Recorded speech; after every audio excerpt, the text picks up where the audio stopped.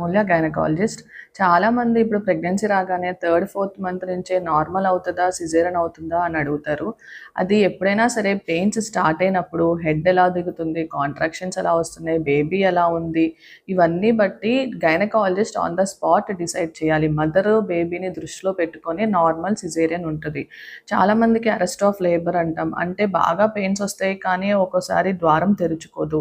ఇంకొకసారి obstructed labour ఉంటది. Head కిందకి దిగదు.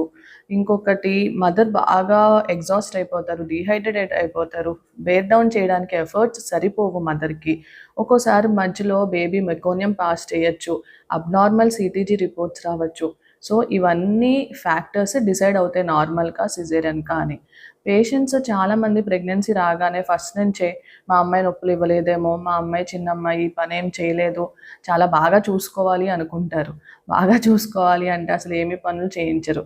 అలా కాదు. ఎప్పుడైనా సరే pregnancy and delivery is a natural and normal phenomenon. అది నేచర్ అంతే. సో, మనం చిన్న చిన్న పనులన్నీ చేసుకోవచ్చు, వర్క్‌కెళ్ళొచ్చు. అన్‌లెస్ ఎనీ మెటర్నల్ కాంప్లికేషన్స్ లేకపోతే. ఫస్ట్ నుంచి నువ్వు చిన్నమ్మాయివి నొప్పులు ఇవ్వలేదేమో అని ముందు నుంచి భయపడి తనకి పేషెంట్‌కి కూడా భయం ఏర్పడుతది. పెయిన్స్ ఇవ్వలేనేమో అని. ఎప్పుడైనా సరే ఏదైనా పెయిన్‌ఫుల్లే. Delivery is always painful. But it is a natural phenomenon. Normal అయితే ముందు పెయిన్స్ వస్తాయి. సిజేరియన్ అయితే తర్వాత పెయిన్ ఉంటుంది. అంతే. సో, ఫస్ట్ నుంచి మనం ఎవ్వరం డిసైడ్ అవ్వలేం. అది only gynaecologist on the spot మదర్‌ని, బేబీని దృష్టిలో పెట్టుకొని అప్పుడు డెసిషన్ తీసుకుంటారు. Thank you.